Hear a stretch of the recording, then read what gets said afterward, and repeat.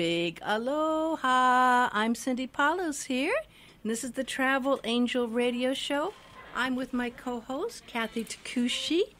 Oh, that's a nice, look at that sweet purse you got. Oh, thank you. I like that. It's very, very local. Nice design. Seabury Hall Crafts Wait, Fair. did you? Oh, it's beautiful. Well, we've got an exciting show. We're very, it's always interesting when we bring up the topic of travel. It brings up so many things that are related to travel. And you met a wonderful lady named Amelia who came into your Captivating Journeys office, right?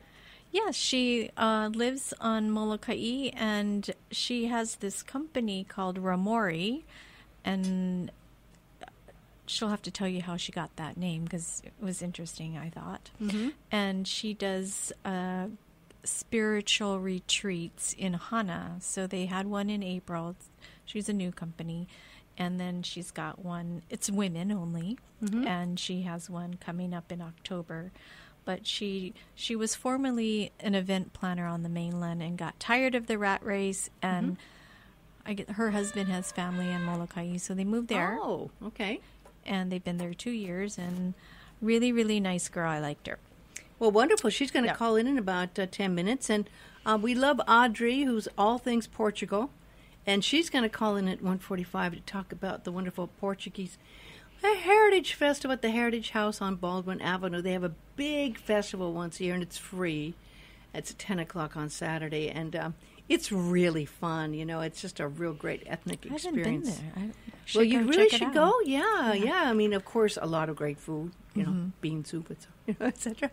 But a lot of fun and a lot of great cultural experiences. And it happens once a year, and it's a big deal. And it's right there. And she'll call in at 1:45, and we'll talk to her about that. Now, interesting news. I was listening. You know, I love Peter Greenberg. We've had him on the air once or twice. But we listened to his show because we air his show on Sunday. And he brought up a really interesting point. He's so funny. He travels all the time. And he said he's learned through being a reporter all these years that he can read upside down. And he was waiting at a Delta counter, and no one was there.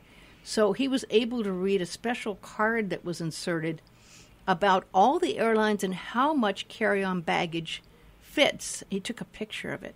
And he had all the information of how much carry-on really can fit on each airplane. And I don't have all the information with me, but it was shocking. It's like they only have room on these planes for about 50% of the passengers that they have. So, you know, you always hear, right? Well, you can check your baggage and, you know, you have to fit at other places. And we always see some people that say, well, there's no more overhead bin space. Right. Well, now we know why. Because these planes don't give near enough room for overhead bins and carry-on as they should. Now, again, this is probably something that is going to make people, again, want to be first in line. I have to admit I'm one of those people that stand in line probably too early to get in line. But you know what? If you're at the end of the line, there's a real good chance you're not going to, even if you have a legal size, you know, overhead space baggage, you're not going to have any room for it because it gets filled, you know. And some people bring way too much stuff. Some people want to, and that goes with the understanding. I understand you don't want to miss a flight, or you have close connections. You think you could lose baggage, so you just try to do carry-on. And I applaud people who think and can do that kind of thing. But yes, I mean, the thing that's interesting is these people who bring these huge bags that are kind of pliable. They're kind of, I forget the name of the long, thin ones that you can fit, but they do. Those can take up a lot of space. And I've even seen backpacks that are like, whoa, that's as big as a regular suitcase size, you know? Right. So anyway, it does happen. And that's why we see sometimes also, why we see people bringing, and this has been the new thing, of course, that people bring oversized bags, and then they're told, you know, you can check that. And now they're starting to charge them. They're charging them, not only they're charging them a fee. Yeah, because people know about that. So they know now about they're it. Trying to get and you get around it. 2 fees now, maybe. Yeah. The fee you would have Fee for a and a check bag fine. and a fine. So it's interesting. And the next one, I don't even know if I want to talk about, because we always talk about how safe flights are. And, I mean, my audiobook is coming out within days. I finally have How to Fly with Less Stress coming out. It took a whole year, and I'm finally going to have it distributed. I guess there's more reason to buy that book now, or the audiobook. because they came out yesterday on the news. I was shocked they came out with this. I always knew it was possible, but they said they have now gotten warnings, serious warnings, that it is very possible for planes to be hacked, that they can get in through sometimes Wi-Fi systems and other ways. That some of these planes, some place more than other, and that they put out a huge warning that there are experienced hackers out there that could possibly actually get into the whole system of the plane. I'm sure that's scary. Yeah. That to me is more than anything else, because I'm not afraid of flying. Yeah. I fly a lot, and the chances really are so slim that you're going to have a bad accident. But if you get, this is a reason why we have to have really secure situations, and all airlines have to really take this threat seriously. Mm-hmm. That's their responsibility. Right. To make sure there's no one that can hack your plane. You don't want to have your plane hacked. He's like, oh my gosh. So we're excited about what you're doing. You've got that great deal still with Hawaiian Airlines. Oh, but before we go on, okay, I just want to. We're all sad about Anthony Bourdain. I was devastated. I know that one. We love Anthony Bourdain. That one really, really, really shook me up. A lot of people. Yeah, a lot of people. Yeah. A lot of people, because, I read like 3 or 4 of his books. I met him once. Did you? I got to see him a few years ago at a conference. Oh, did you? Yeah.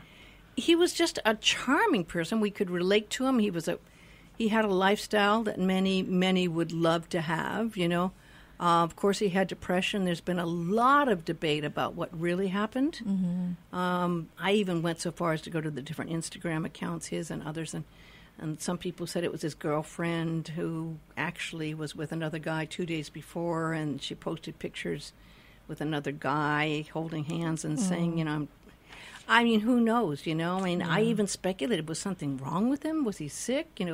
What happened? It's just hard to digest that one.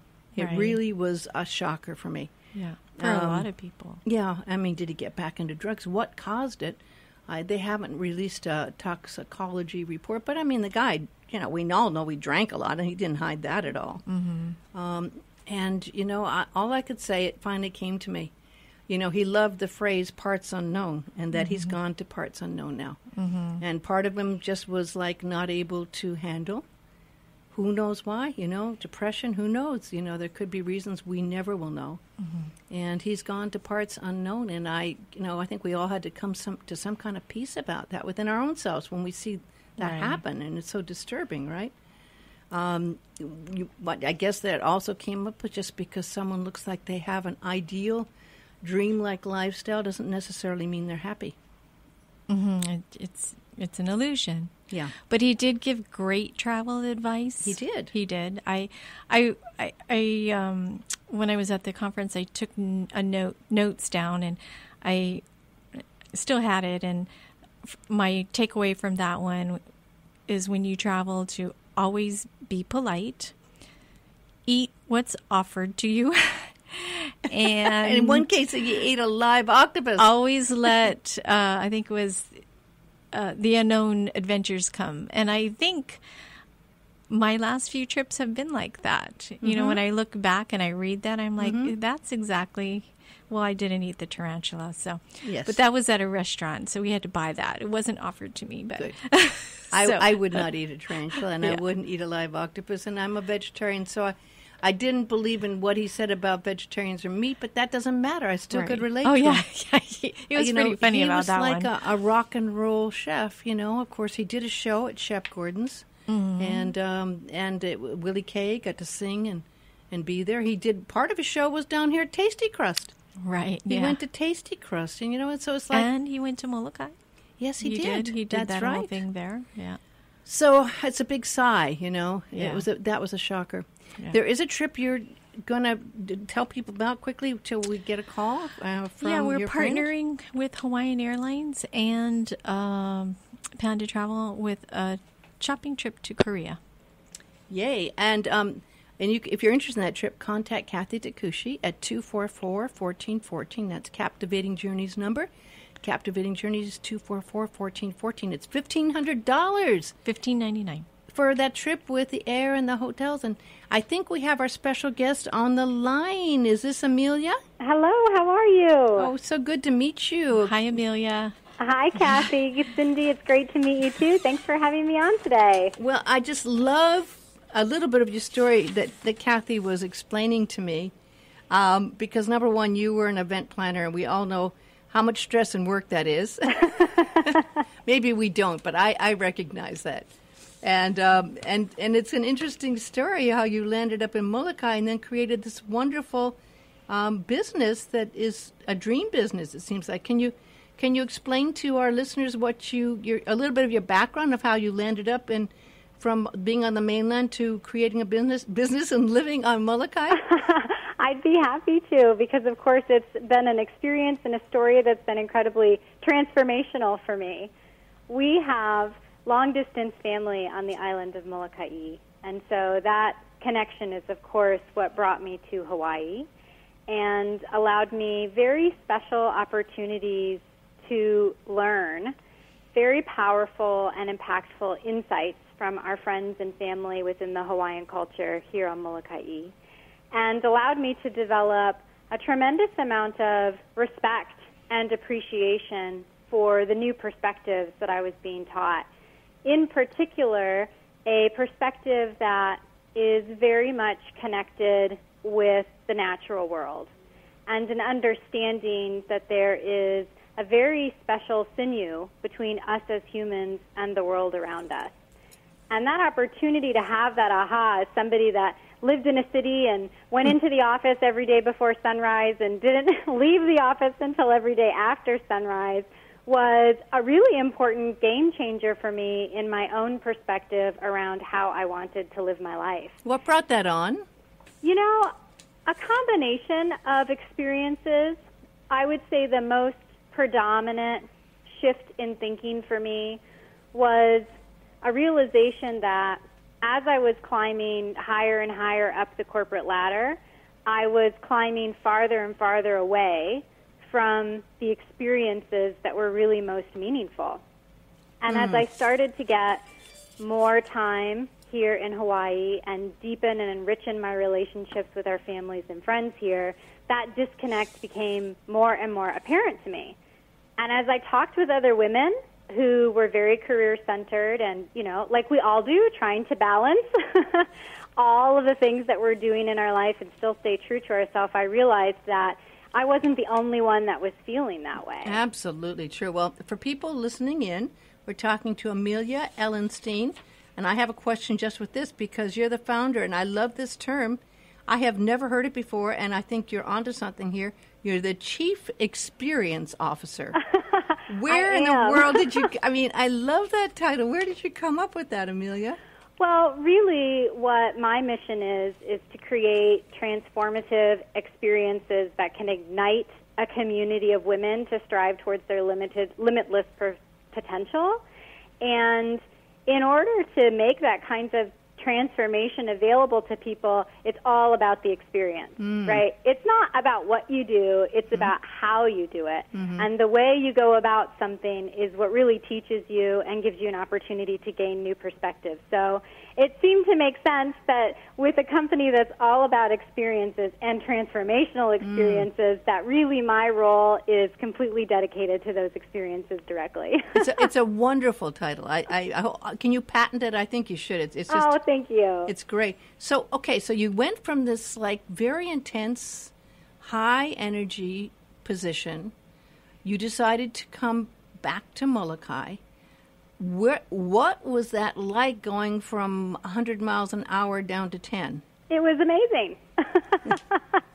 It was exactly what I needed. And I was very grateful for the opportunity to make that sort of downshift and that power change in the way that I was using my energy. Because really what I did is I was lucky enough to be able to take some time to shift the energy that I was using outward in a professional capacity and use that energy in an inward way in order to really evaluate the way that it was I wanted to live. And so I wouldn't say that it was less energy. It's still high energy. It's just a more mindful type of energy and a more focused type of energy that allows me to live in a way that feels much more connected to true meaning.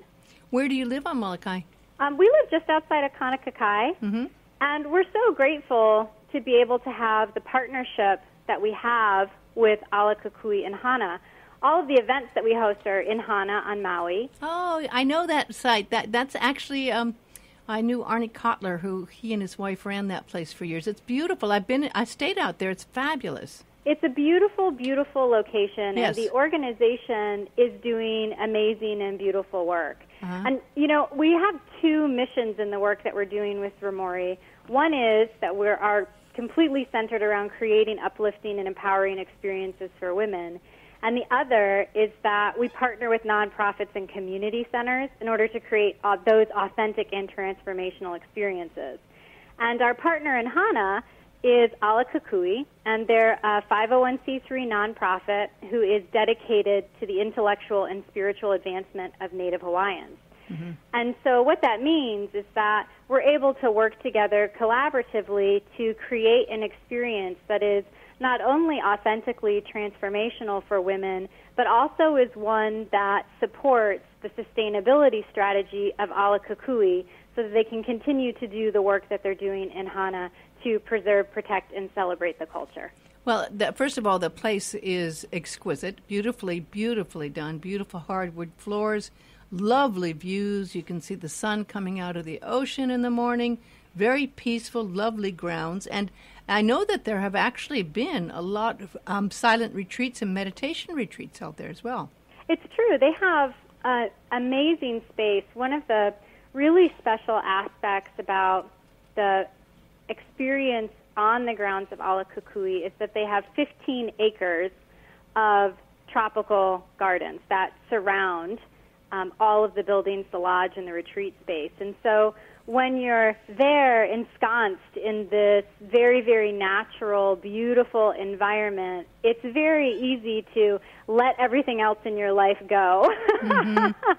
And there's actually, at the bottom of the hill, there's a couple of really nice farm-to-table kind of little stand restaurants and things. And it's only really 5 minutes from town if you want to go into Hana Bay or to other places. You're not that far outside the center of Hana.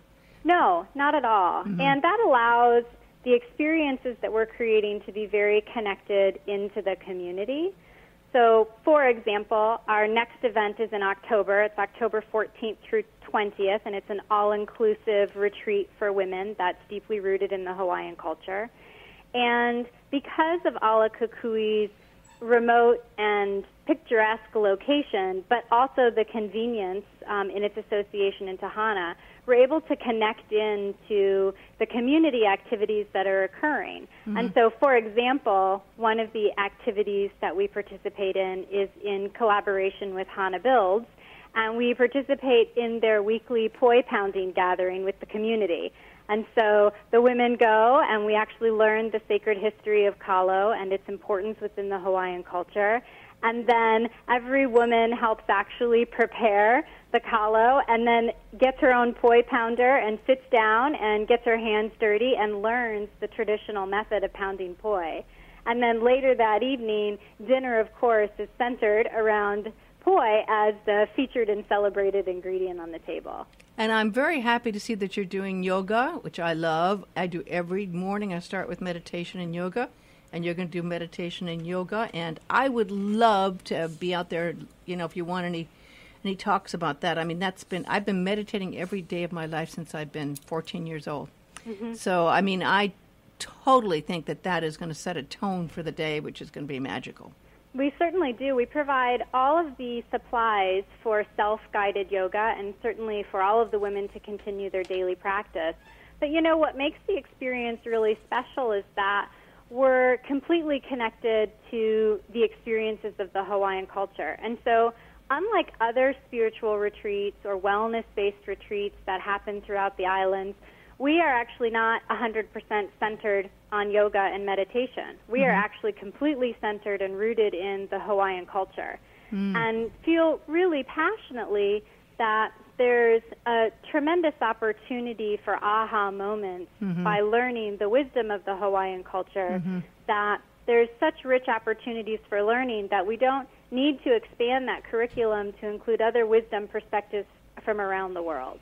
Although, I have a friend, I've got to be in touch with her again. You remember when we had Amelia Earhart's daughter, Erica? She lives out there at just past the pools, and she does yoga retreats. She's a yoga teacher, and she does. She's an amazing woman, and she specializes in yoga. And she's got, of course, obviously quite a history because her grandfather loved Hana and lived there, and so she's kind of carrying on the tradition. But she loves yoga, and that's her specialty. And she's a wonderful lady, and she's been out there, obviously, I think most of her life, although she travels somewhat as well. Where did you come up with the name? And tell me what the name Roa Mora means. Yep, so the name of the company is Romori, and it's spelled Roamori. And it's a combination of two different ideas. The first part of the word, the root of the word, so to say, is roam, Roam. And, of course, we're a business that's dedicated to creating experiences in new cultures. So we're all about roaming the world and wandering and thinking deeply about travel. And then the second part of the word, amori, Amori, is a variation of the Italian word to love. And so my personal heritage is Italian. I'm named after my great-grandmother who immigrated to the United States when she was 14. And so it's a nice combination of the purpose of the company to roam and the idea of love coming from my heritage in the Italian culture. That's another great word. And I got it wrong. It's Lindbergh's granddaughter, not Amelia Earhart. It's Lindbergh's granddaughter. Well, another important figure in another the world flyer, of right? I want to give Kathy a little time to talk because Kathy was able to meet you. And Kathy was just thrilled with this idea for a good reason, and I can see why. Tell us a little bit what interested you in this, Kathy. Well, I think we connected when we met in person. So I thought that Amelia's story was interesting, and I think our connection was having experiences rather just than taking trips. Don't you think? I do, Kathy, and that's absolutely what drew me to the work that you're doing. It's that unique focus that you have around creating an experience that could last and be engaging well after a vacation was over. Because you didn't just visit a place, but you allowed an opportunity to be touched by a place. Mm-hmm. And that's really what the work is that you do with your clients, to create those opportunities for them to be touched by an experience. And that was a big connection for both of us. And it's so true. I think every trip gives you an opportunity to actually change your perspective, learn things, make friends. And hopefully every trip you come back a little with your horizons expanded, with new experiences that open your mind to new things and make new friends. And I think that's really what's so exciting. That's why I love to travel as well. And obviously you love that as well. Mm-hmm. You know, right. It's interesting because we each have our own filters, and they influence the way that we perceive our lives in the world. And when we immerse ourselves in a new culture, we have this opportunity to get a new perspective.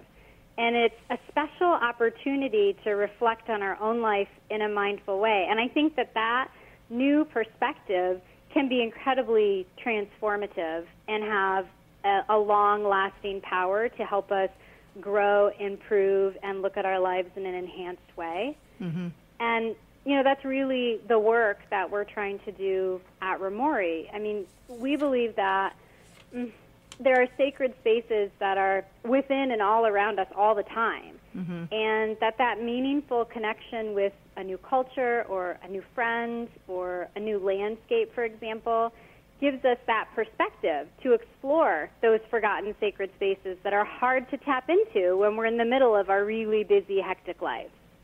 You know, what's interesting is I can't help but wonder if people have a chance to come out and experience Hana and the real Hawaii and the real Maui and the sacred aspect. I bet some of them say, I want to move here. Have you had people already start to think that they fall in love with the island when they come?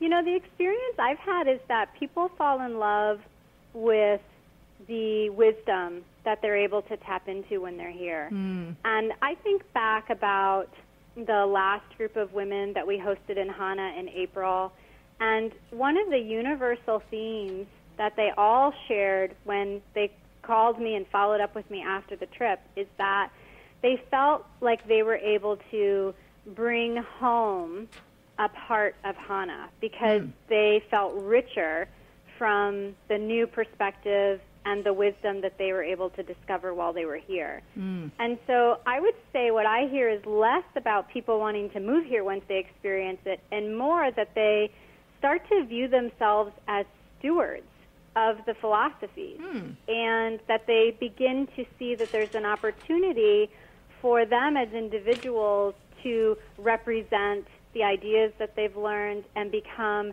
protectors, right, and sharers so that others can also benefit from the knowledge that they gain. So it starts October 14th through the 20th, and I imagine people can go to your website, ROAMORI.com, for all of the details, right? That's right. We have a complete listing that provides a really beautiful overview of what the event is about, and visitors can also request a digital brochure that we're happy to send with the complete itinerary. You know, but I can give you some highlights because it's a really special experience. One of the really unique aspects is that the executive director of Ala Kukui, Kau'i Kanaka'ole, and her entire team of practitioners and guides are so generous in the way that they teach and share knowledge. And so when the women are together in this environment, they're able to sit and work hands-on, side by side, with experts within traditional practices, and not just learn in a hands-on way the celebrated traditional practice of lahala weaving, for example, or making lepo'o, but also learn about the philosophies and the spiritual purpose behind each of those activities. So, for example, one of the activities, a series of activities that is always incredibly meaningful to the guests is that we go on a hike along the King's Trail, which takes us to one of the largest hala groves in Hawaii, and our guide, Kawila, shares responsible gathering practices and introduces the women to the hala leaf, and they're taught how to gather. And they all gather a selection of leaves, which we bring back to the lodge at Ala Kukui.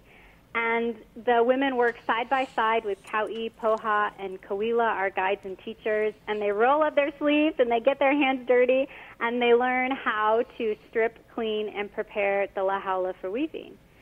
And that's probably down at the Black Sand Beach. You start there and walk along the King's Trail from there, heading out. We sure do, and we head towards Hana Bay. Along the trail. It's a lovely trail. It's a beautiful, beautiful hike with views of the ocean and, you know, the amazing rugged lava coastline that really, you know, wraps around all of Hana. I love that one little small island where all the birds gather. There's one place, and then there's a blowhole on that trail that's just really interesting. There is. All that power coming from the ocean is really amazing to watch. Yeah, I love walking on the trails. It feels very ancient, and it is. Yeah. And it is. And it is. Yeah. And ultimately, after having that experience of gathering the leaves and preparing the leaves, the women weave their own bangle bracelet. And so through this experience of the entire practice from start to finish, they begin to get exposure to the idea of our interconnectedness with nature, how we have the ability, by being mindful and respectful, to transform something as humble as a leaf into a work of art, like a bangle bracelet, which is a really beautiful metaphor for the way all of us can live our lives. You know, I can tell that your background doing events has really served you well. First of all, your website is very well done, and you've thought this out so beautifully and organized it so well. How many women can attend this event? We limit the experience to 14 women at a time. We're really interested in the experience being personal, and we want it to be a number that really is inclusive and encourages friendship. And so we stop at 14. That's wonderful. You are on Instagram. Of course, I love seeing travel. I know Kathy Takushi at Captivating Journeys posts some lovely pictures, and And you're on Instagram at Amelia Everywhere. That's Amelia Everywhere. And Romori Travel, that's ROAMORI.travel. And do you have anything on Facebook as well? Or is it we do. We are also on Facebook, and our Facebook address for Romori is the same. It's at Romori.travel for Facebook as well. So this is interesting, too, because you only do, you just do 2 a year, or do you do 3 a year of these events? In 2018, we're hosting 2 a year. In 2019, we're setting the dates now, and we are aiming to host 3 events in 2019. So you're trying not to overdo it, obviously. Absolutely. And, that comes out of respect for the small group, because we want to encourage an inclusive and friendship-oriented atmosphere, but it also, most importantly, comes out of respect for Ala Kukui and the work that they're doing within the Hana community. So much of what we do is completely required that there's a positive, respectful, and healthy relationship with the community. And we feel it's really important that Ala Kukui gets to decide what a comfortable amount of frequency is and is able to really be the champions of what that experience is and what the right experiences are to share. And so smaller is better from our perspective. That's a good point. So do you meet the people at the airport, or is it up to them to get out there to Hana? We have airport pickup, so we actually pick everybody up at Kahului, and we do the road to Hana together for those that are interested in doing it. And then, of course, for those that are a little intimidated, it's 620 curves to get to Hana, right? So some people have some issues with motion sickness, and so those guests can fly directly into Hana on Mokulele, and we pick them up at the airport in Hana. Well, this kind of experience is once-in-a-lifetime experience for people, and I love that you picked up on the word enlightened experiences rooted in local culture, because you obviously understand the power of enlightenment coming from being able to be aware and mindful, and also to be in places that are very, very spiritual, and to be life-changing. And I even like the fact that you say, for solo travelers, wonderful, girls' trips, and mother-daughter adventures. So that's an interesting thing that you brought that in as well. We have a wonderful pair of women that are joining us in October that are a mother-daughter duo. And when I asked them what appealed to them, why did they choose this experience for a mother-daughter event, and they said that they were interested in having an experience together that would truly deepen their relationship. And the idea of, just going to the beach every day, or, going and having some very sort of more tourist-oriented experiences, they didn't feel would really do justice to the mother-daughter bond that they share. And I thought that was such a beautiful way for the mom and daughter to think about how they wanted to continue to foster their relationship as friends, as well as mother and daughter. And I just want to add that, it's so sad that some of us get so busy.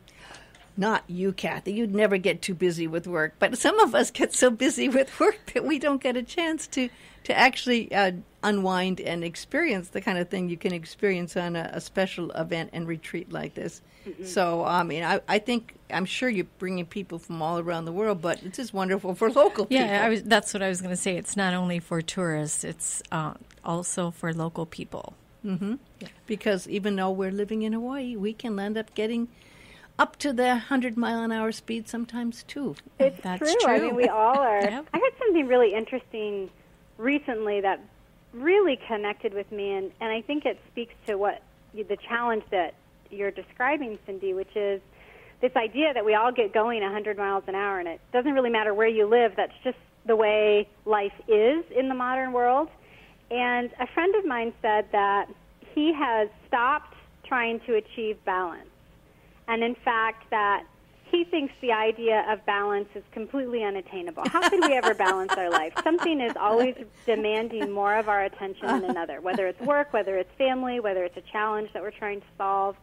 And what he said is he thinks the next area that we should be striving towards is harmony. And harmony is the idea that everything that we do is in synchronicity with what is most important to us as individual beings. And so if we work 60 hours a week, but that 60 hours is truly our passion, then that's in harmony with our experience. Well, and I thought that was really interesting and beautiful insight. What do you think about that? I think so. Well, every year they say pick a word. So this year my word was balance. Maybe I should throw that out the door. Well, and choose harmony instead. Well, you know what? If you're mindful and you're really enlightened in every moment and you're aware of every moment, you can be in balance with that moment because you're present where you are. It's a lot easier to say than to do because, we're all trying to do the best we can, and that can take a lot of energy and time and effort, but, if you breathe and if you're centered and you are always a very kind, nice person, I don't think you ever get overstressed. You don't ever get overstressed? I do. I internalize it. That's the bad. I hold it in. Okay. Yeah. So. But I have to say I love what you're doing. I'm a little envious in a way, too, I have to admit, because I'm going, oh, this is so wonderful. Why aren't we doing this? You are doing it, and I just think it's wonderful that you embraced your vision and decided to change your life, and now you're doing what you really wanted to do and dream of doing, meanwhile living in Molokai. It's just like, wow. So I'm really, really super happy that you're doing this, Amelia, and you probably have to write a book next about this because you seem to have most of the bases covered in this. And so what's the best way for people to sign up for this? The best way would be to visit our website, www.roamori.com, and they can, there's several ways to contact me directly through the website, and they can also completely make a reservation entirely on our website as well. So just think Roam Ori, even though it's not, it's a play on words, which you're very good at, but think Roam Ori, MORAMORI.com. And it's a beautiful website. I have to give it to you. It's very, very well done. You did a good job on that. And we're partnering with Amelia, so we will also have it on our website. So can they call you? Mm-hmm. And then I'll probably have it up there by the end of the week or so. Oh, wonderful. So 244-1414 is the number of Captivating Journeys, and captivatingjourneys.com. Wonderful. Well, I want to thank you. It's so nice meeting you by phone, and next time